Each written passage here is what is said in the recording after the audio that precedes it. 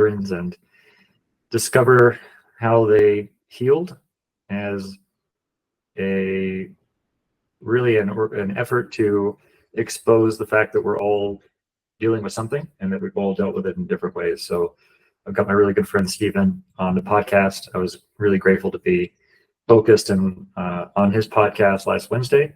So Stephen, welcome, brother, and I'd love for you to tell the people your story. Let's get started, man. Yeah, man. So how far back you want me to go? Like my story starts early. Yeah. And finish at the end, bro.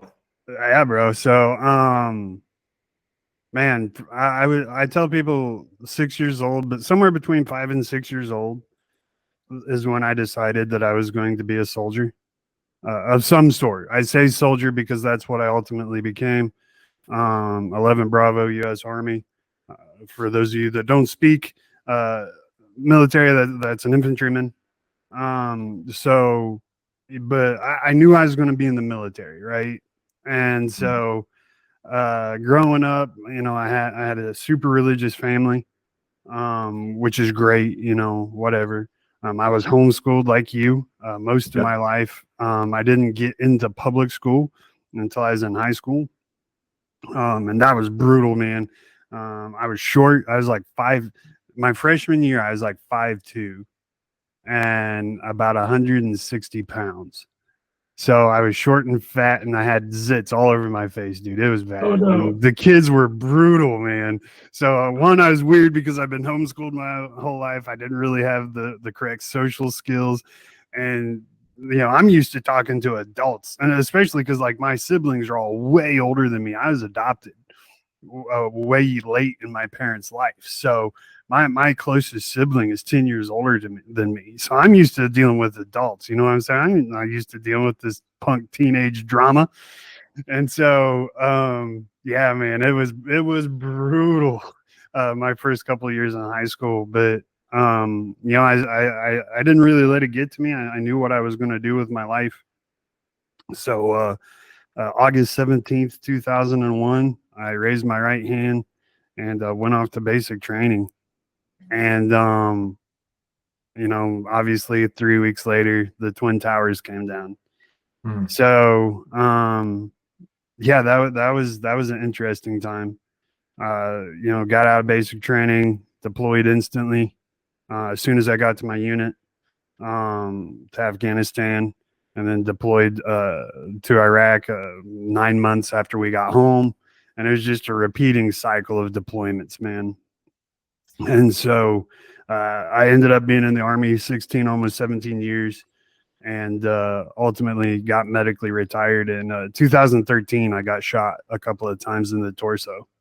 And that's, I drug my career out. I was able to drag it out another 5 years, but ultimately the Army said it was time for me to go, and they med boarded me. Again, for civilians that don't speak Army, that means I was medically retired from the Army. So, yeah, getting shots, whatever, it's part of the game. We know it can happen. Doesn't even, it almost killed me, but that's besides the fact. Like, I don't have a whole lot of trauma from that. I've forgiven the guy that shot me. He's just a soldier doing his job too. But man, I guess my story really begins when I got out, because that's when everything hit me hard. I've heard you say, Scotty, like, transitioning out of the military, you lose your support, your community, your purpose, your identity, you lose everything. And I wasn't ready for that at all. So July 11th, 2017, I ETS'd or got med boarded. And the first couple of months was great. And then after that, man, I got depressed. I gained 80 pounds in 10 months. I didn't know I'm an emotional leader, but I guess I am. So I just got stupid overweight. I stopped exercising. I stopped getting up early. I just played video games, ate junk food, and went to work. And that's literally all I did. And that went on for about 3.5 years. You want me to stop and let you speak for a second, or Oh keep man, all going? good, dude. I'm listening, All taking right. notes, man. You got the So, floor. um, about halfway through this time period, man, like it is dark, and I tell people, I was like borderline suicidal, but that's really not accurate because all I was lacking was an opportunity. I just didn't have the right opportunity. Every time that notion hit me, it was like my kids were around or something. Like I just didn't have the chance. And by the grace of God. And so ended up getting divorced and losing pretty much everything. During that time of getting divorced and literally my life just getting turned upside down, I ended up moving back to Indianapolis, where I'm from, to be close to my dad. And in that process, I met my now wife, um, who's amazing. And she asked me the most critical question anyone's ever asked me. She was like, she looked me dead in the eyes one day, and she's like, she's 5 foot tall, 100 pounds. She's itty bitty, and I'm giant, right? So, once I got in the military, I grew a literal foot, and now all of a sudden everything's proportionate, and I'm not fat anymore. Anyway, so I'm a giant, and she's itty bitty, and she looks me dead in the eyes, and she's like, for such a badass that you claim to be, you whine so much. I was like, what? Excuse me? And it after, like, it really made me mad, but I guess it was stuck in my head, and at first it was like, how dare she? And then it turned into, wait, she's pretty right. And so, I mean, that made me realize, like, man, I'm not good. About that same time, and we weren't married at this time, but we were just friends. But at that same time, she started talking to me about Christianity. Right? She's a Christian. She has a very firm belief in Christ and His salvation, and which is how I was raised. Right? And I wanted nothing to do with it. Like, I never stopped believing in God, but I didn't like God at all. Right? Like, seeing some of the horrible stuff that I've seen throughout my life. I'm sorry if I cuss.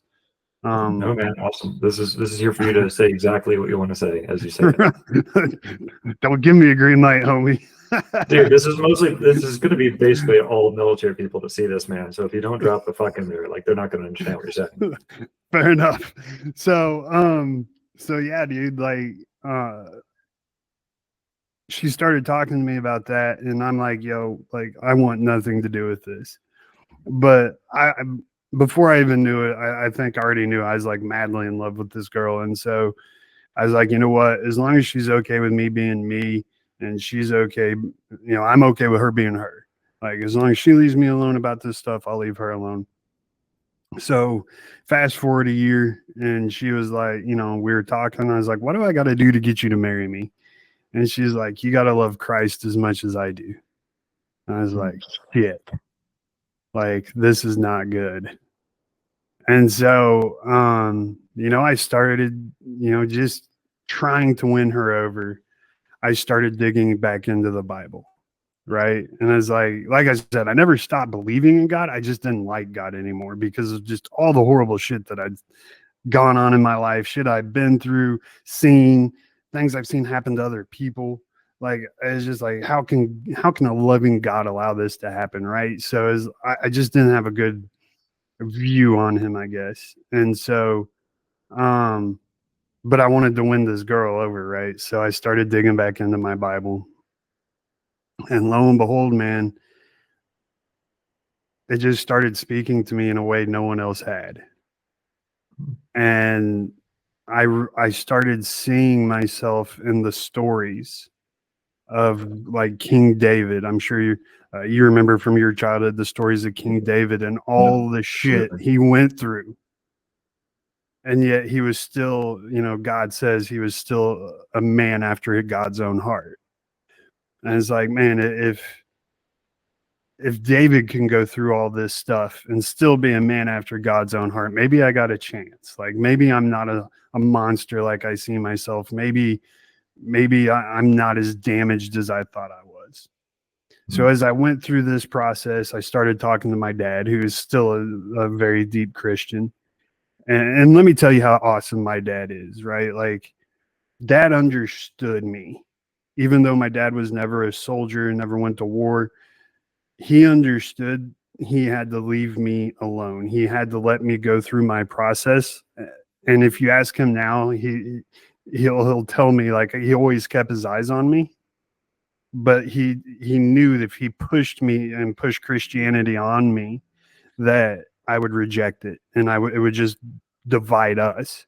So he just kept me at arm's length, kept me safe, and let me go through my process. That's how awesome of a man my dad is. Anyway, that's a wonderful example now. Man, it's amazing. And so I started going to my dad, and I'm like, Dad, like, I started to telling him about some of the horrible things I had done. And it's war, it's combat, the bad guy's not always the one that gets hit by a bullet. And some of the horrible shit that I've done, like having to pick up my buddy and put him in a Ziploc bag because the EFP literally ripped him apart. Had to do that. Seeing Saddam's rape rooms, that was hard. That was really hard. And it's like, Dad, how can I get this stuff out of my head? And that's when I think the true healing began. Is he told me that stuff isn't supposed to get out of my head. It belongs in my head. I was like, why would God do that to me? He's like, because God knows that you're strong enough to handle it, and that he wants you to use it to help other people. Because you can't help people if you don't know their pain. And so, we talked some more, and then I was like, I don't think I can ever forgive God. Or I was like, I don't think God can ever forgive me. And he was like, well, have you forgiven God? I was like, that's blasphemy, dude. Like, who am I to forgive God, right? He's like, it's not about whether or not God has committed an offense to you. It's the fact that you perceive God has, and you have to forgive that perception. He's like, God understands. Don't worry about it. Forgive him. And then let him start working on you and helping you forgive the rest of the world.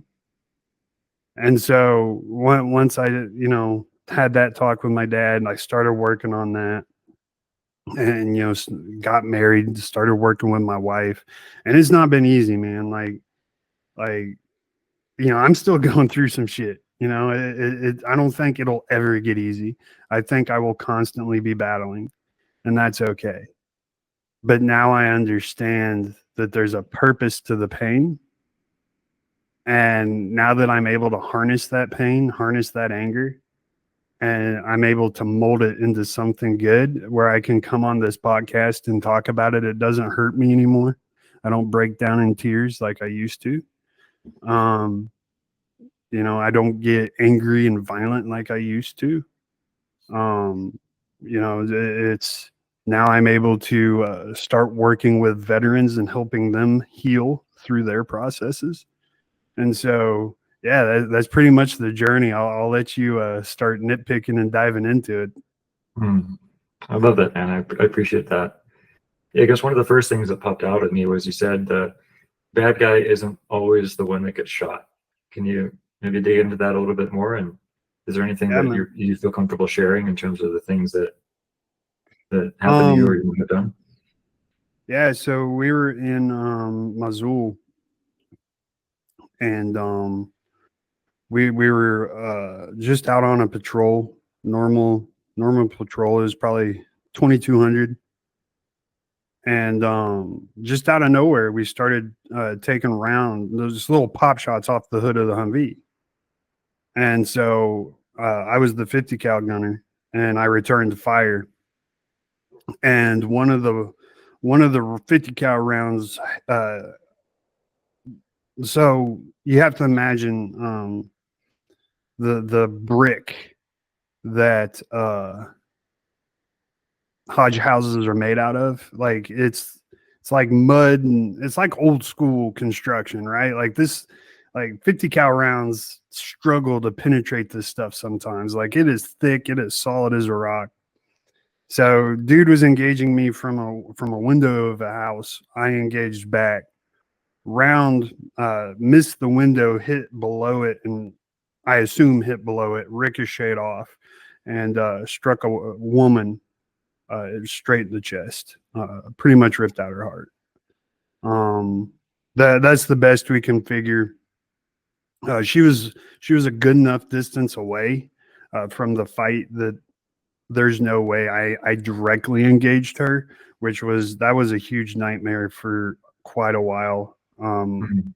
Because you know when when shit goes down, man, it happens fast, and it's hard to remember sometimes. And so it's like, man, I could have totally started engaging before I was on target, or it's hard to say. So, but yeah, after the investigation, looking into everything, like it had to have been a ricochet. It clipped her, but it clipped her so good, man. Hopefully it killed her instantly, but I mean there was nothing we could do for her. I mean that's like that's like your worst nightmare. You know what I mean? I can't imagine, man. There was another time we hit an IED, and a lot of times, when you see or when you get hit by an IED, if you watch the horizon, you can see the trigger man trying to skirt away. So we got hit by an IED. It wasn't anything big. It was just a little tire popper, but enough to rattle your dome and piss you off. And so we hop out. I'm scanning the horizon, and I just see a silhouette. And so for some reason, I just raised my rifle and I engaged with my 203. Which I know those things are inaccurate, but I am surgical with that thing, man. I don't know how, I don't know why, but you need a 203 round put on the money, I'm the guy to call, because I am literally robotic surgery precision with that thing.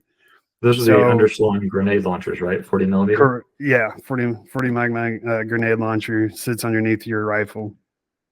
So for some reason, I popped off a grenade at him. And for some reason, I wasn't surgical that day. And it hit about, I want to say 30 meters below in the dike, below the silhouette. But enough of the concussion caught him that it blew him probably 5 feet up in the air. It knocked him off his feet. It messed him up. So we went to engage, or I went to check. And it ended up as a little kid. He's about 10 years old, probably. Yeah, brother, dude, you were just in a riveting story, man. Where did it end?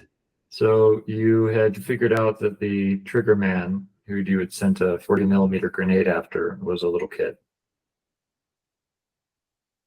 Gotcha.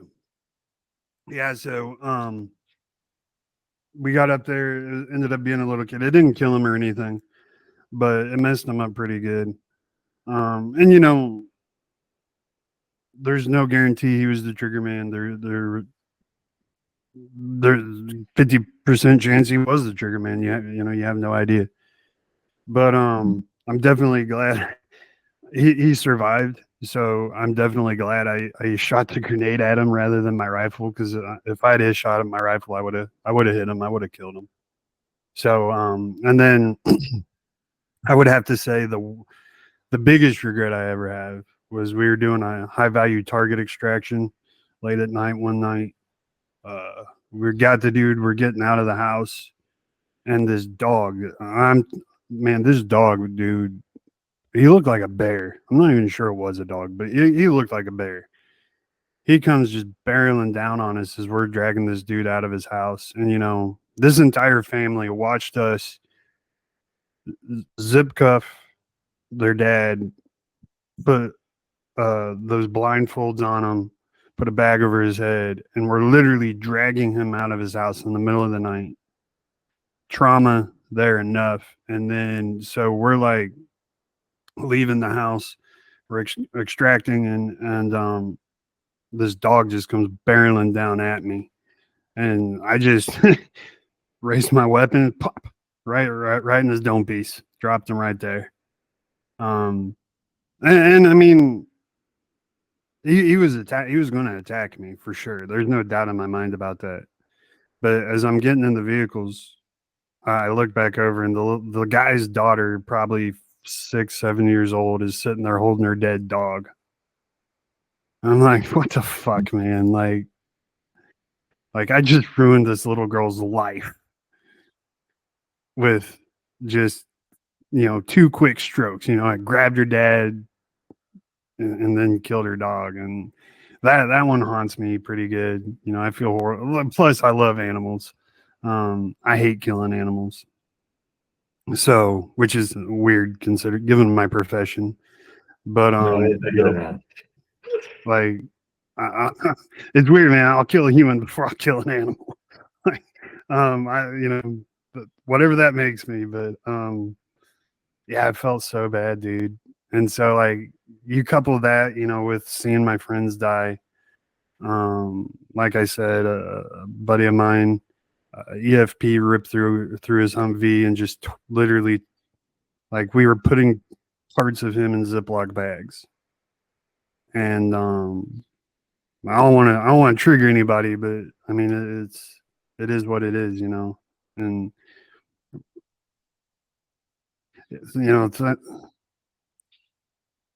just a lot of shit to get over. Dude, I can imagine, man. What got you to the point where you could start talking about that, where you could start telling those stories without shame? Without shame, I'm still not there. Yeah. All right. I'm still pretty. I still feel a lot of guilt for the dog incident. Not so much for the little kid, because I'm pretty sure he was the trigger man. But I mean, you try to kill me, you're fair game. You know what I'm saying?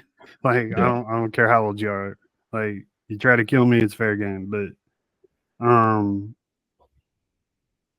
the woman that quite, I don't want to say guilt. It just turns my stomach when I think about it. What got me to a place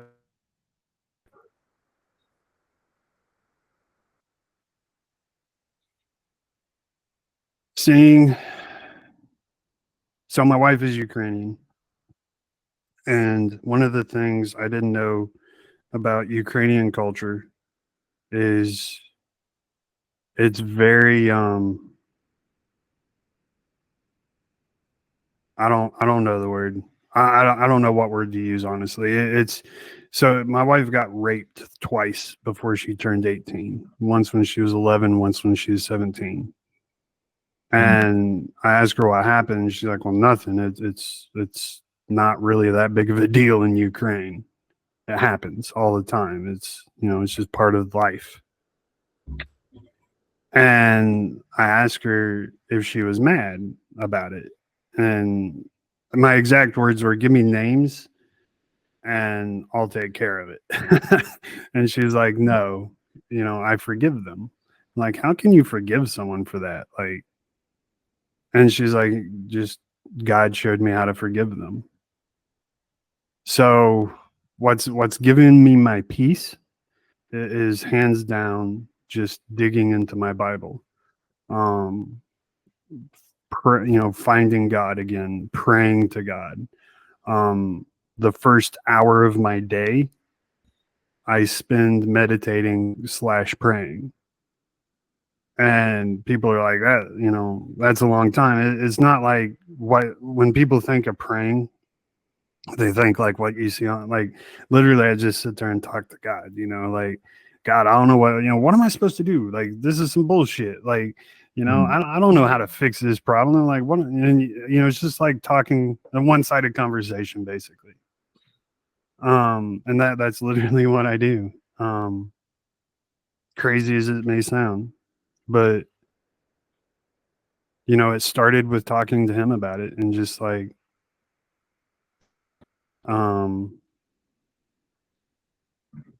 bearing it all out, and like this is what happened, this is what I did, this is what I'm guilty of. And you know, I know you're not going to judge me for this. I hope the listeners don't too. But you know, I believe God showed me a vision, and it's like, you know, I'm literally working, right? Like I am sitting there working, and I never stopped working. I just don't remember it, any of it. And I was just completely in a trance, and people were trying to talk to me. I just didn't hear them, and I was just working. And he showed me. I can't really describe it, but he showed me what forgiveness looks like. And he showed me that there is no judgment towards me for being a soldier, you know, which I think we all deal with a little bit. I think each time you have to take another person's life, it makes you feel less human. At least it did for me. And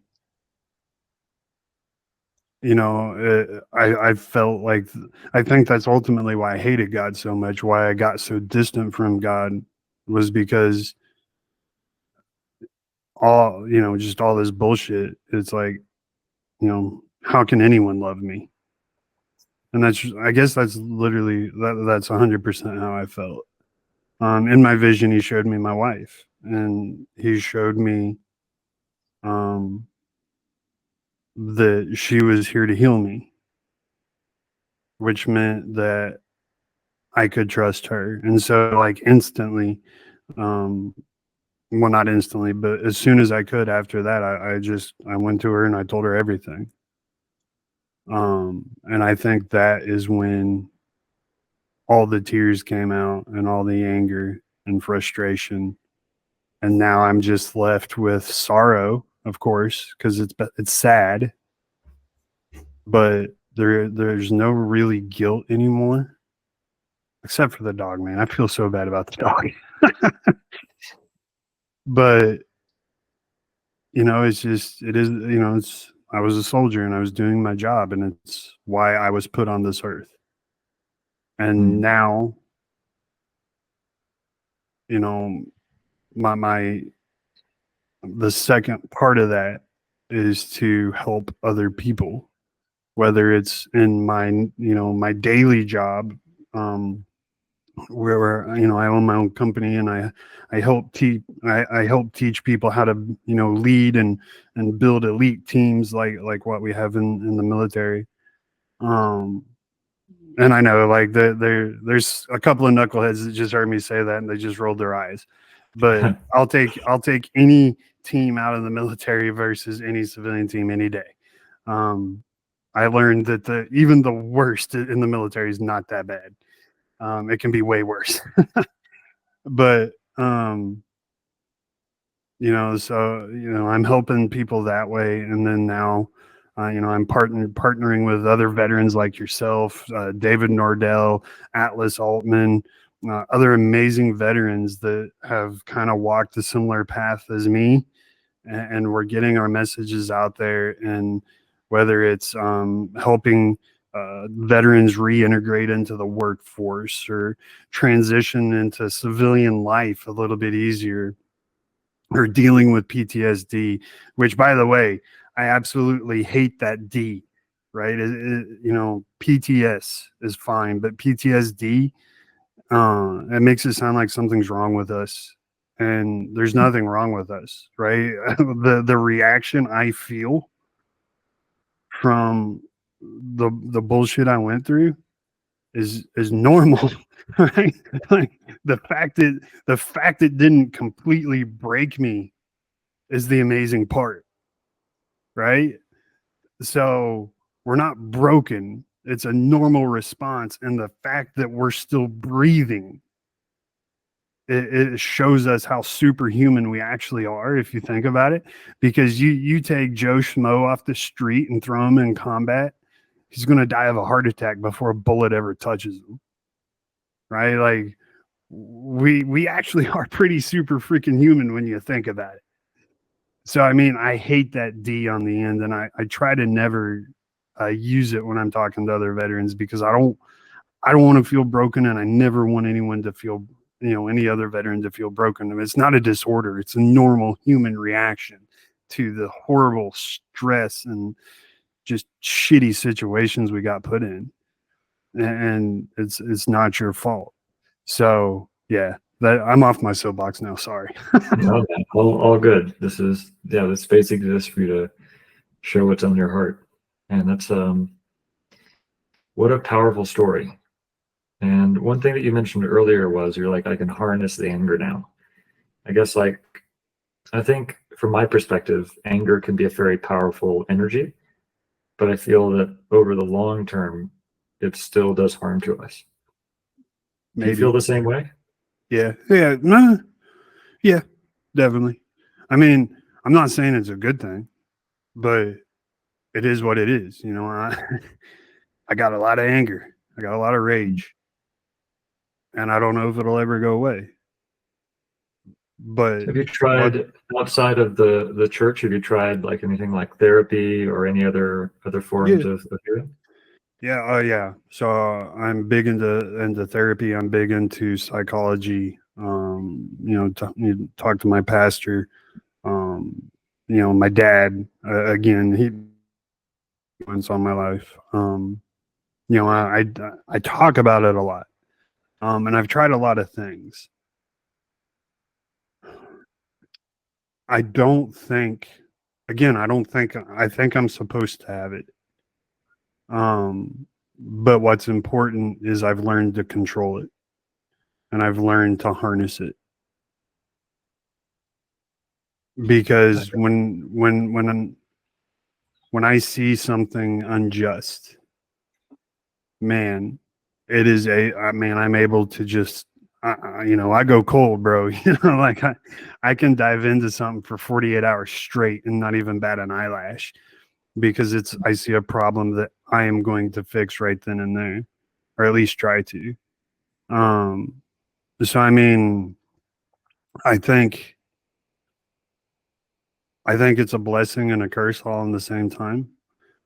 I'm not saying that it's good, but at the same time, now that I've learned to control it and I'm not unleashing it on my family and my friends, random strangers, now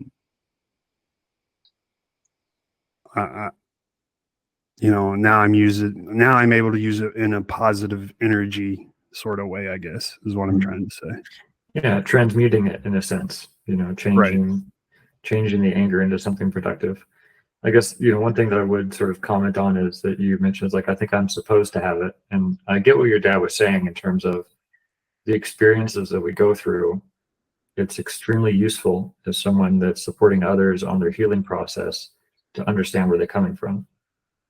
So I guess maybe not necessarily a challenge, but just my point of view on that would be, is there a way that you could keep the experiences that you've gone through without the anger that's associated with it now? And would that be better for you? I don't think the anger comes from that anymore. I think the anger comes from looking at the world.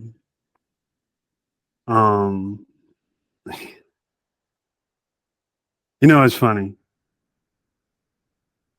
I'm sure politically, you and I will agree on some stuff and we'll completely disagree on some stuff. Probably. You and I are going to be able to just sit down and talk about it and, at the end, laugh and, still be friends. We've gotten to a place in the world where that's rare. And that pisses me off. It pisses me off that people are so lazy in this country that so many of my friends see. Now you're gonna get me on my soapbox again. Let's go. Most exciting podcast ever, number 6. Oh, it pisses me off that people live in this country, and one, they shame this country like it's this evil entity. Now look, politicians are. You will never put a politician in front of me that I think is good. We all know politicians suck. They're self-serving. They're greedy. Whatever. I do not support the politicians, but I do support what this country was built on. And I do support the idea of this country, right?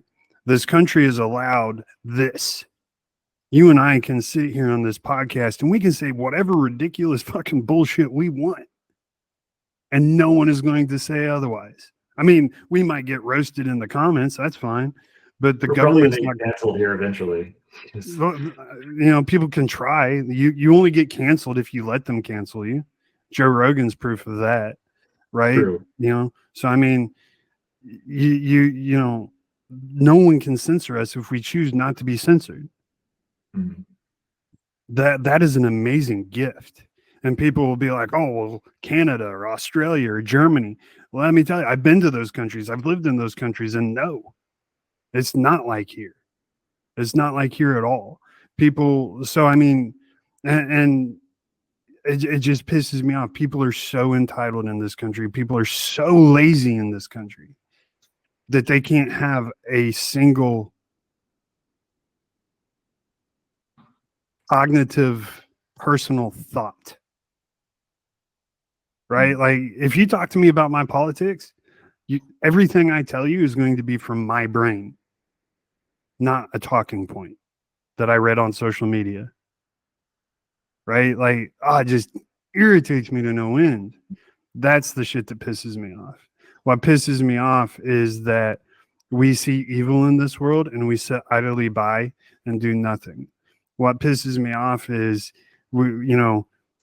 since when has Hamas been a freedom fighting group? Like, I've watched Hamas murder children with my own eyes. Like, what? Like, they're freedom fighters? Hezbollah? Stop it. I guess ISIS was freedom fighters and the Taliban are freedom fighters. Like, stop it. The fact people are so ignorant and willfully so pisses me off. Open your eyes. Go experience the world. Stop living through social media. Go experience the world. And then then come back with your opinion. Don't just sit there and read it. I'm sorry. I'm off my soapbox. But yeah, I need to apologize. That's where the anger comes from, man. Like I just see this world and it's just like, man, this world is so ungrateful for what it has. Right? Yeah. I definitely can see a lot of that. And there's this thing that I've been noticing recently, and that is that I'm in the traditional healing community here in Colombia, and we do a lot of retreats and ceremonies, and everybody's got their different view of what's good for people and what medicines people should take and when and how much. And what strikes me is that a lot of the people in this healing community, we all have the same goal. We want people to be healthy and happy and to heal from their trauma. But a lot of the time we get stuck in arguing and quibbling about little details, based on itty-bitty little disagreements that we have. And so I guess what I'm getting at is that the people that are wanting to do good in the world are often, like if you just want to put it this way in black and white, the forces of good versus forces of evil, or light and shadow, how do you think of it? And I think that in general, we need to come together more. So I guess my question to you would be like, I definitely feel where you're coming from. I feel like personally, the only response to that is more love and more communication and more compassion, as opposed to judgment and anger. I don't want to say it's judgment, because ultimately I try to live my life as you do you, boo boo, and I'll do me. That's my jam too. But the caveat to that is there needs to be gratitude. And it's hard to have tolerance for people that don't have gratitude. You know, the poorest person in this country is far wealthier than the poorest person in Iraq or Afghanistan. They're probably far wealthier than the wealthy people in Iraq and Afghanistan. You know, when I lived in Poland, which I love Poland, by the way. If you've never been, you gotta go to Yemsko, Poland. It is freaking amazing. Anyway, Do they have like really good potatoes there, or like what's oh, the dude, they got this potato pierogi that I is knew it. the shit. Like, I love it. Which I'm Irish, so you know I love potato. I'm half Irish myself, half So Irish, I half mean, German. It's like they tried to put the whitest person possible together. excuse me, but yeah. So when I lived in Poland, man, I would take out 200 zloty out of the ATM every 2 weeks on the 1st and the 15th when we got paid. Zloty. That was $27.87. And I would live off of 200 zloty for 2 weeks. And that's eating out every night, you know, getting tobacco, whatever I wanted. I would live, and of course, like if I wanted to go shopping or something, I had to use more. But that's just basic living comfortably and good. I lived off 200 zloty, $27, and I was living like a king to them, right? And you know, I was a soldier. I didn't make a lot of money, you know, by American standards, but by their standards, I was killing it, you know. So that taught me a lot of gratitude. It taught me to be very thankful, you know. When I went through my divorce, I lost everything. I lived in a 1-bedroom apartment. It was 600 square feet. And I ate dinner off my Tough Box, my army green Tough Box. That was my table, my couch, everything. I I've slept been on there the a couple floor. times. Yeah. Right. Like air mattress. Yeah. Yeah, I didn't even feel have that. It was a PT mat and a sleeping bag. That's what I had. And Jeez. so, you know, I had nothing. And that's okay. Because I still had a roof. I still had food. I still had a way to provide for myself. Like, it's okay. You know, I was grateful through that. And I think gratitude is really where we're losing everything, and where we are today is because everyone's lost gratitude. They've lost gratitude, and they've lost the ability to have discourse, and like you said, not judge, and likewise be judged. So How do we bring that back? yeah, What's that's my 2 cents, man. what's something that we can do to help bring gratitude and discourse back? How can we? Because I mean, you talk about this a lot on your show and the work that you do in Renowned Leadership, right? You know, leadership is about being an example. So how do we provide that example to others and bring back discourse to our culture and gratitude to our culture? To our culture, I mean, that's a tough one to tackle, but you know, in the workplace, Well, our people. Let's just say our yeah, people, right? Because you and you I know, care about the American people and what they stand for. to you know, I'll answer this from what I teach about in the workplace, you know, to people that are trying to lead organizations, and that is, you know, you want communication, then you have to be willing first to receive communication, right? You can't be the only one communicating. Like, you got to receive it as well as give it.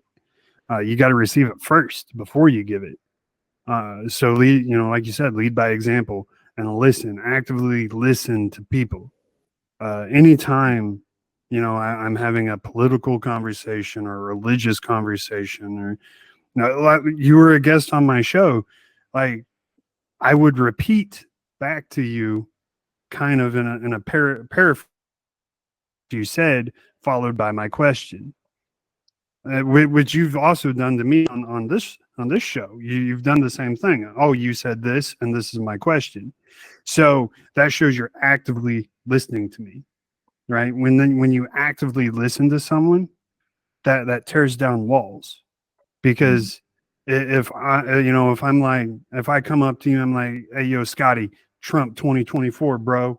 And you're like, nah, fuck Trump, Biden 2024, dude. You're stupid. Trump's a criminal. And we just go at it like that. No one's listening to the other, right? So no walls come down.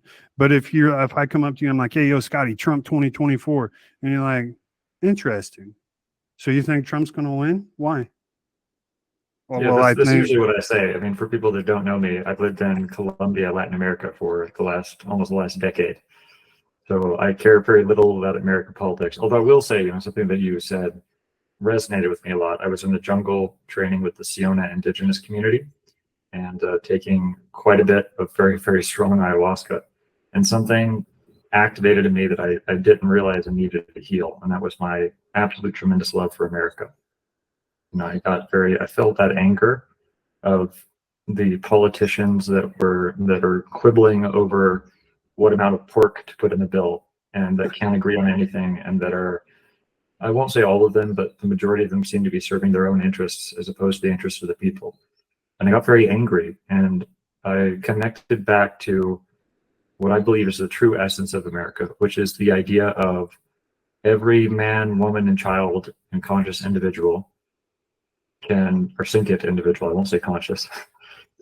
Every person can decide for themselves what is true and decide for themselves what the way they want to live their lives and do that without any interference. Period. 100%. And you and I were both willing to die for that, and our veterans were willing to die for that. And I think that's also a problem in our community because there's a great sense of frustration as to how things are going in our country. You mentioned something in your podcast to me, that this idea of like veterans kind of try to go to get help from the VA and they don't get it and they kind of throw up their hands and quit. I kind of did that too, not with the VA, but with the idea of America. Instead of trying to change it, I left. And I'm not saying that was the wrong path for me. I needed to be here and I do need to be here, but that doesn't mean that I can't do something about it. So I think that what you're talking about is in terms of encouraging within ourselves the capacity to be leaders, to be active listeners, to be balanced and grounded when we come across people that have different views than us. I think that is kind of the idea of America. And if we don't do it, nobody else will. 100%. And look, I will say every single politician in this country sucks. And if you're listening to this and you're a politician, you should be ashamed of yourself. Well, maybe Dan Crenshaw, but only because he was Navy. Don't even get me started on Crenshaw. But I mean, I won't rob anything from my brother because I know he did his part, but I'm not pleased with the way he's conducting his politics. But that's besides the point. The point is to our brothers and sisters that are like me and like you that see this and they're just like, I'm so fed up with the crap. The only way to fix it is, like you said, to go talk. Is to make your voice heard. And every time I talk to someone, I was talking to a pro-Palestinian, not rioter, but protester, a couple of weeks ago. And, he was just screaming in my face. And I just stayed calm and it was like reassuring. And I wanted to punch him. I wanted to whoop his little ass, but I didn't. I stayed cool, talked to him about it. Did I change his mind? Probably not. But that doesn't matter. That's not the point. The point is he heard me, right? The point is I heard him. And that's how we make the changes. We listen to each other, and we have to set the example. You bring up the VA, get me on another soapbox. My goal in this life before I die. But before I die, I am going to dismantle the VA. That is my life goal. I'm going to dismantle the VA, and every veteran, past, present, and future, are going to get a private insurance card. Just like if you lived out of range of a VA hospital, that's going to be for everybody, and you're going to be able to choose your care. That is what I'm going to make happen before I die. So I hate the VA. Well, I think that's a great goal, man. I think that we have the choice to become angry at the things, the communities, the people, the organizations, the groups, the tribes, essentially, that aren't, that in our opinion, doing the things that we want. Or we can come together as a community and heal ourselves and by our example, lead others into wanting to be like that. You know, I imagine my grand goal for Waking Warrior is a community of veterans that are coming together and healing together and supporting each other and learning compassionate communication and active listening and healing themselves to the point where they're living their lives in such a way that other people want to emulate. And I think that at some point that is maybe the only way to do it. Yeah, I mean, you know, it's, I think there's a time and a place there's a time and a place for everything. But I mean, when it comes to healing, you know, like I said, like my goal before I die is to dismantle the VA and get the government to actually do what's right by us. But when I was, 7 years ago, wasn't the time to even think about that goal, right? Like that wasn't, I had to go through this journey. I had to become who I am now, to where, because otherwise it was just coming out in anger, and it was coming out in hatred. And anger and hatred, typically when you're dealing with human beings without a gun, doesn't do a whole lot, right? If you're in combat, a little bit different. But when you're in a civilized situation and you're trying to talk to somebody, anger and hatred, they're not going to get you anywhere. So, I mean, yeah, definitely. I definitely agree with where you're or what you're saying, because, 6-7 years ago, I would not be in a place to do what I'm doing right now. I had to go through that journey and then get to here to where I can think and work through my anger, work through my shit, and then communicate it in an effective way that tears down walls rather than builds them. I love that, man. What advice would you have to the veterans that are watching this, that are going through challenges either in their transition or their own healing process? Man, there's a lot. Yeah, One, don't be stupid and try to do it alone. Like, just don't. If you don't know a veteran, go to the VA retirement home. You would be amazed how many elderly Korean War, World War II, well, maybe not so much World War II, but Korean War, Vietnam War veterans are in the retirement home at the VA, and they got nobody. Like, man, go there, talk to them. I promise they know what you're going through. As of 2023, by the way, 119,550 World War II veterans are still alive. Oh, boom, there you go. I mean, man, that's Google, crazy. Baby. Yeah, that's crazy. But I mean, find someone else that you can talk to that understands, because I promise you, your neighbor who has never strapped on boots and carried a rifle a day in their life, they're not going to understand, and you can't be mad at them for not understanding. It's not their place to understand. The second thing is, don't judge civilians. You're not better than civilians because you did what you did. You actively chose to do what you did, and they actively chose not to. And to be honest with you, that's probably a good thing. So, don't judge them. And that's something that I did super bad. I thought I was better than every civilian that ever walked the face of this planet, and it was a bad thing. It ruined a lot of relationships. Then finally, find a good therapist or a psychologist, whatever. I don't know the difference between the two, but find somebody that can dig into your brain bucket and just talk to you and help you work through all that stuff, because that was key for me. Not a pastor or a spiritual guru. Like, find an actually trained therapist that can help you work through your shit. And man, that was money for me. That was game changer. Did you do traditional, like, cognitive behavioral therapy, or what sort of therapy did you do? Yeah, we did the cognitive therapy, and then we did the old school, just tell me stories type of stuff.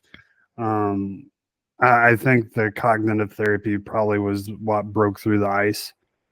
But I mean, it's I found a therapist that was a neuroscientist as well, and man, like she was breaking stuff down left and right, talking about neural pathways, and that's a whole nother podcast. But she was amazing.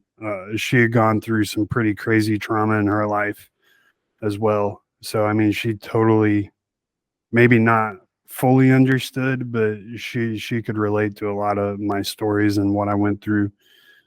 So yeah, it was a game changer once I found her. Love that, man. Anything else that you want to talk about, dive into, or go further into? I mean, I don't know. It's your show, man. What questions you got for me? Yeah, man. Well, we've covered some of the things that you dealt with in the military. We covered your transition process. You mentioned that it took you about 3.5 years to start feeling good. Yeah, man. I would say I got out of the woods about 3.5 years. Um, I would say I saw the light at the end of the tunnel probably about 3 years in. And then up to that point, it was just straight pitch black darkness. I would say the biggest problem for me during transition was I felt like I wasted my life. Um, yeah, I lost my support, I lost my community, I lost everything. But when I looked at everything, I just felt like I wasted my life because I would come back and I tried to talk to civilians about it, but they didn't care, right? So, and it's not that they didn't care. I thought they didn't care. They care. They just don't understand, and I didn't understand that difference. Um, and then the other thing was I lost my sense of purpose. Like I had no idea what to do when I grew up, and going into the corporate world was not the right answer. That was actually probably the worst decision I've ever made. Um, that was horrible and horribly destructive. But um, finding a good mentor. I just so happened to ask, and I guess I didn't mention Eric. Excuse me, but I found a good mentor, an old retired Army vet who knew exactly what I was going through, but he was about 20 years down the road from me. So he just kind of saw me, took me under his wing, and kind of mentored me through the process. He was big into helping me learn how to talk to civilians. Civilians don't like knife hands. Apparently, it scares the So crap yeah, out of them. they really don't appreciate it. No, they don't. They don't like when you say fuck every other word. They don't understand that is actually a way to communicate. Like it can be an entire sentence, and someone from the army is going to know exactly what you said. like Yeah. they don't appreciate stuff like that. um they don't appreciate directness, right? Like that they like pleasantries. um Not used to that bullshit. So I mean it's one of those things. He taught me how to talk again. How to just be a civilian again. That was huge. So I mean, finding a good mentor as well. And like I said, you can find that at the VA nursing home. You can find that at the, what's that bar called? I'm not a member of it, but VFW. Mhm. You can, I'm sure there's some good guys in there that could help you. Um, or just go online and Google, like you said, Google, man. Like just Google it, and there are tons of organizations that can help you get through your shit. Well, I also Which have I another did one not do. called wakingwarrior.org, All which right. is also trying to do that. But I mean, I was stupid though. I didn't do any of that. I didn't look for help. I didn't. I didn't try to find a community. I guess I didn't realize I needed it. You know, Yeah. I I wouldn't was say it's just, stupid. You know, we're all like, sometimes it takes us a while to figure out that we need to heal, and it takes us a while to heal. It's usually a lifelong process anyway. So I wouldn't be down on yourself for that, brother. I'm not down on myself. It's just like, man, what a dumbass. Like, Yeah, duh. that definitely doesn't Like, sound like you're down on yourself at all. like, I mean, no, it's not like I'm glad. So I'm glad I went through the process I did because, like I said, it got me to where I am. The problem is I was fortunate, and whether you call it divine intervention or luck, I got through it and got to where I am. So many of our brothers and sisters aren't fortunate like me. And it's like, man, just don't be, don't push your luck. Go find the help. Mm. I That's what think I'm that's trying to great, say. brother. Yeah, no, I think you're right on the money, man. You're doing a lot of work to help veterans now, right? Because I mentioned to you multiple times, like, say, if anyone needs someone to talk to, your line is open. What help or initiatives or things are you doing that veterans could rely on you for? Yeah. So, as far as initiatives right now, I don't have it locked and keyed yet. But I'm working on getting a coaching program put together. Um, which is going to be geared towards helping veterans transition back into the civilian world. When the VA did the whole 22 a day study thing, they found that the most dangerous period for veterans is the 2 year to 5 year after transition point. Be in between those years are when most veterans take their lives. So, um, which say what you want about VA statistics because they're always skewed, but I mean, in my experience and in my friends' experience, it's pretty accurate. So it's like, hey, let's cut the middleman. Let's not even get to that point. So I'm working on building a coaching program where I can snatch veterans up as they're retiring or ETSing, and help prepare them for what civilian life is going to be like, and then prepare them for uh, or afterwards walk through the process with them so they're not alone. And I'm not talking like, you got TAPS where it's like, hey, this is how you get a job. And literally the only thing I remember from TAPS is LinkedIn profile. That is literally the only thing. I don't even remember what building it was in. I don't remember the face of the person that did the class. Like, I remember nothing except LinkedIn.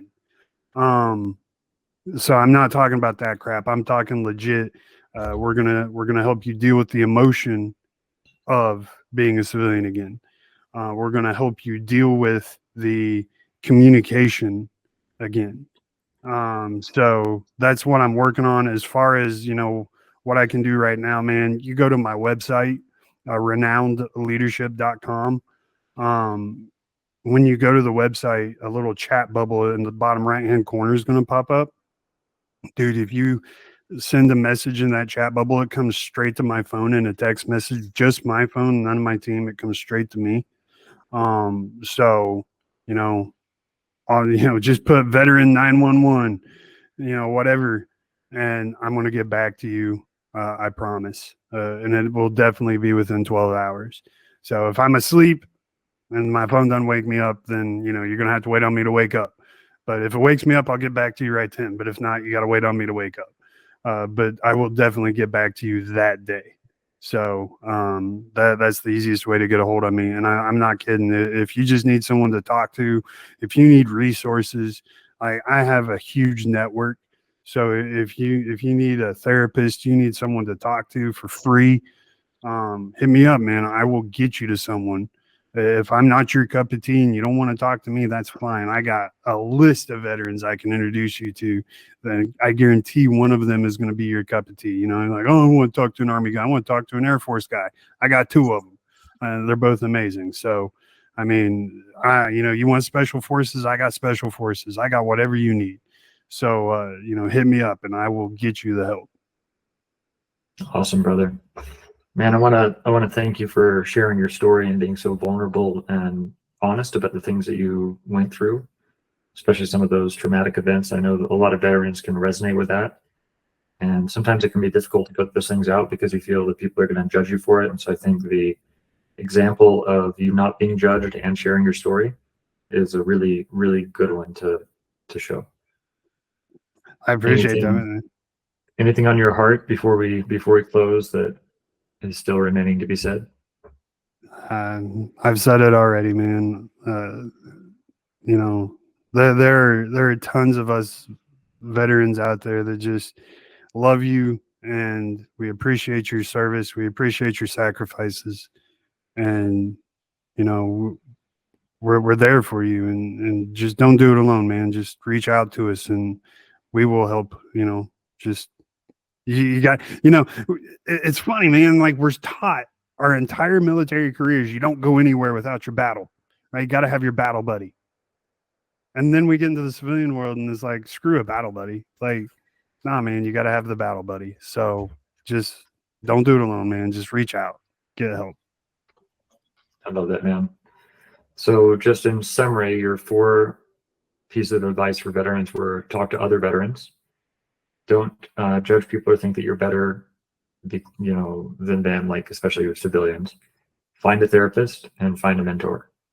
And a couple of the resources for the mentoring that we mentioned, the VA, the VFW, I can add a couple of my own. Veterati is a really great, wonderful mentoring resource, as well as any of the people in the Waking Warrior community. So if you're listening to this, find Stephen, find me, find the wakingwarrior.org community, and let us know what you need, and we'll make sure that you get access to it, whatever it is.